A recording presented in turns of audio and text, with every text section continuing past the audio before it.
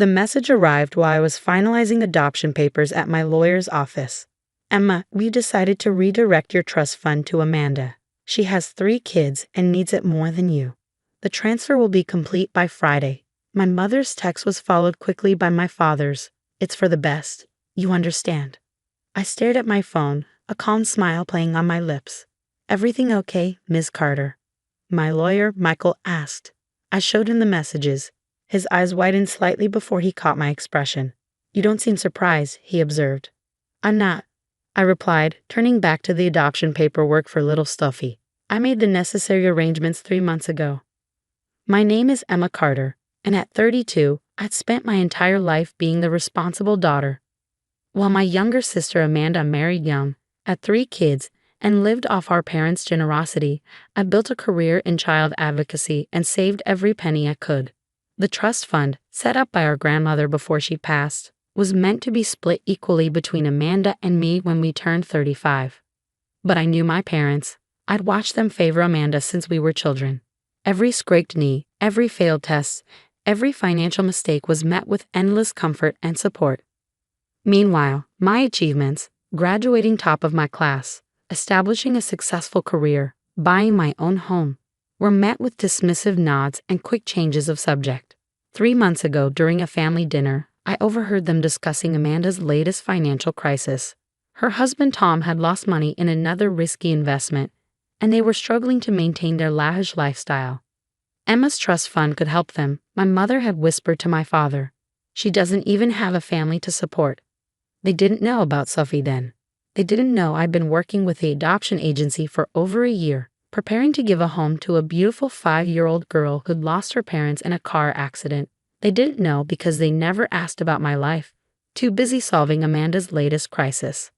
The next day, I visited my grandmother's old lawyer, Michael, who'd become a trusted friend over the years. Is there any way to protect the trust fund? I'd asked. He'd smiled, pulling out documents my grandmother had left. Your grandmother was a smart woman, Emma. She added a clause that if anyone attempted to alter the distribution of the trust without both beneficiaries' consent, the entire amount would be immediately released to the originally named recipients. That afternoon, I transferred my portion, roughly $2.5 million, into a secure account. Not for myself, but for Sophie's future and for the Children's Advocacy Center I'd been quietly developing. Now, sitting in Michael's office, I typed a simple reply to my parents' message. Thanks for letting me know. My phone immediately buzzed with calls from both of them, probably expecting tears or arguments. I declined them all, focusing instead on the final details of Sophie's adoption. Tomorrow I would bring her home, to a house filled with love and the security my grandmother had wanted for her great-grandchildren. All of them, not just Amanda's kids. Should I inform them about the clause? Michael asked, organizing the completed adoption papers. Not yet, I replied. Let them figure it out when they try to transfer the funds. Besides, I smiled, looking at Sophie's photo on my desk. I have more important things to focus on right now. As I left his office, my phone kept buzzing with messages from my family. Amanda was now involved, sending long texts about how she deserved the money more because she had real children to support. My parents alternated between guilt trips and demands that I answer their calls. I drove home in peaceful silence, thinking about the room I prepared for Sophie, painted in her favorite colors, filled with books and toys. Tomorrow, she would finally have a forever home, and I would have the daughter I'd always dreamed of. My parents' attempt to control my life through money had come too late. I'd already built something far more valuable than any trust fund. Let them think they'd won. Let them believe I was the passive, compliant daughter they'd always taken for granted. In less than 24 hours, they would learn that sometimes the quiet ones are the ones you should watch out for. The morning I was scheduled to pick up Sophie, my parents showed up at my door unannounced. My mother's perfectly styled hair and my father's pressed golf shirt couldn't hide their agitation. Emma, we need to discuss this situation, my mother started, trying to push past me into the house. I blocked the doorway, noticing their eyes widen at the colorful backpack and small pink suitcase visible in my entryway. Are you going somewhere? My father asked, confusion evident in his voice. Yes, actually. I have an important appointment this morning. I checked my watch pointedly, which I need to leave for in 20 minutes. More important than family? My mother's voice took on that familiar guilt-inducing tone. Emma, your sister is desperate. The kid's private school tuition is due, and Tom's business venture didn't pan out. Again, I added quietly. What's that supposed to mean? My father demanded. Nothing. But as I said, I have an appointment. We can talk later. I reached for my keys, but my mother grabbed my arm. There's something you're not telling us. Those bags, they look like children's luggage. Her eyes narrowed. What are you planning? Just then, my phone rang. Michael's office. I need to take this, I said, gently removing my mother's hand. It's my lawyer. Lawyer? My father's face reddened. Why are you talking to lawyers?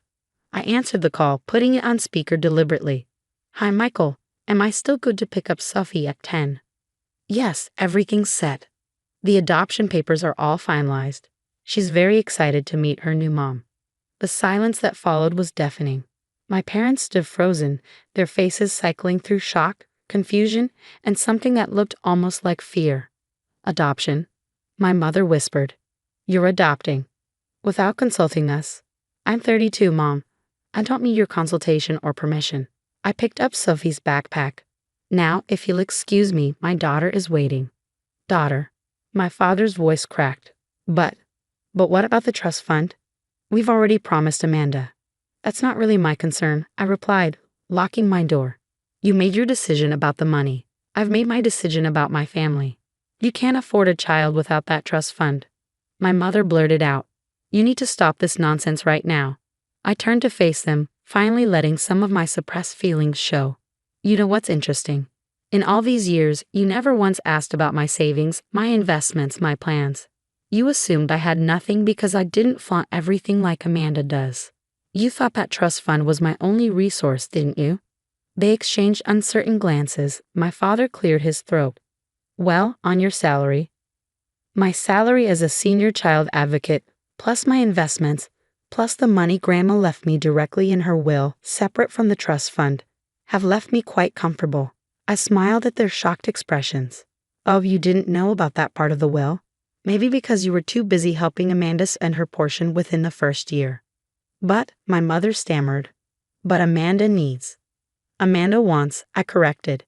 There's a difference. Now, I really need to go. Sophie's waiting. As I drove away, I watched them in my rearview mirror, standing dumbfounded in my driveway. My phone started buzzing again. Amanda this time. I switched it to silent, focusing instead on the journey ahead. The adoption center was bright and welcoming, and Sophie was waiting in the play area, clutching her favorite stuffed elephant. The moment she saw me, her face lit up with a smile that made everything, every dismissal, every family drama, every carefully planned step, worth it.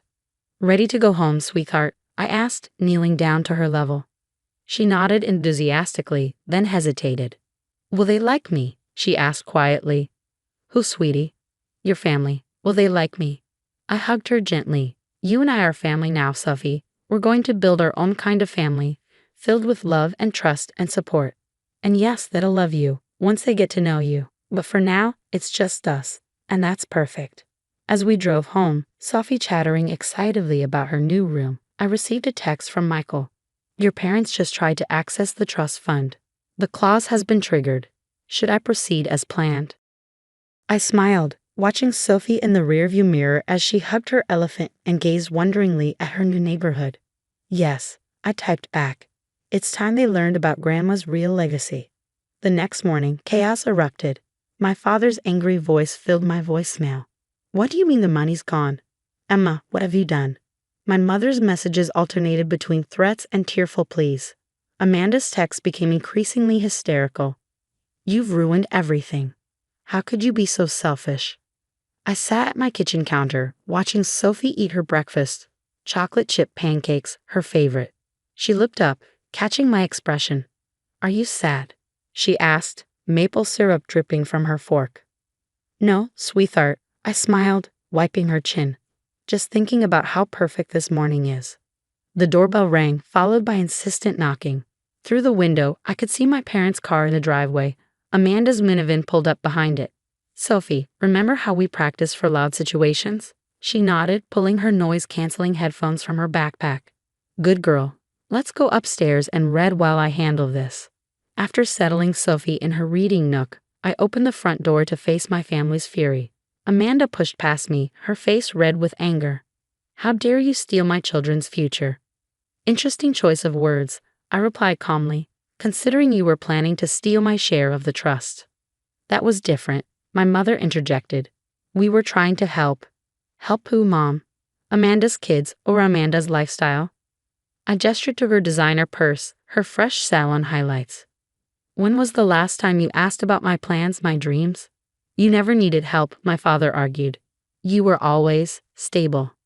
Stable, I repeated. You mean boring. Reliable, the perfect backdrop for Amanda's drama. Well, guess what? Grandma saw this coming. She knew exactly who you all were. I pulled out an envelope, the letter my grandmother had left with Michael. Would you like to know what she really thought about your parenting style? My mother sank onto the couch, her facade cracking. What are you talking about? Grandma knew you'd favor Amanda. She watched you do it for years. That's why she added the clause about immediate distribution if anyone tried to change the terms. She wanted to protect me from exactly this situation. But where's the money now? Amanda demanded. You have to give it back. A small voice came from the stairs. Mama, my book fell. Sophie stood there, headphones around her neck, clutching her elephant. The room fell silent. My mother stared at Sophie, then at me. Mama, she whispered. Yes, I said, moving to pick up Sophie's book. Everyone meet Sophie, my daughter. You spent the trust fund on her? Amanda sputtered. No, I smiled. I invested my portion in something much bigger. The Carter Children's Advocacy Center opens next month. A place where kids like Sophie can find support, legal help, and a chance at a better future. The trust fund wasn't just money. It was an opportunity to continue Grandma's legacy of protecting those who need it most. My father slumped in his chair. All this time, I was building something meaningful. I finished. While you were all focused on maintaining appearances, I was creating a real future, not just for Sophie, but for hundreds of children who need help. But what about my kids? Amanda cried. Their tuition. Maybe it's time they went to public school, I suggested gently. Like I did. Maybe it's time they learned the value of earning things, not just receiving them. Sophie tugged at my sleeve. Can we finish our pancakes now? Of course, sweetheart. I turned to my family. You're welcome to be part of our lives, part of something bigger than designer bags and country club memberships. But it has to be on different terms. No more favoritism, no more manipulation, no more taking me for granted. My mother looked at Sophie, then at me, seeing us, really seeing us, perhaps for the first time. She has your eyes, she said softly, the same determination. She has Grandma's spirit, I corrected. And like Grandma, I won't let anyone take advantage of those I love. As my family filed out, subdued and thoughtful, I returned to the kitchen with Sophie. Are they mad? She asked, picking up her fork.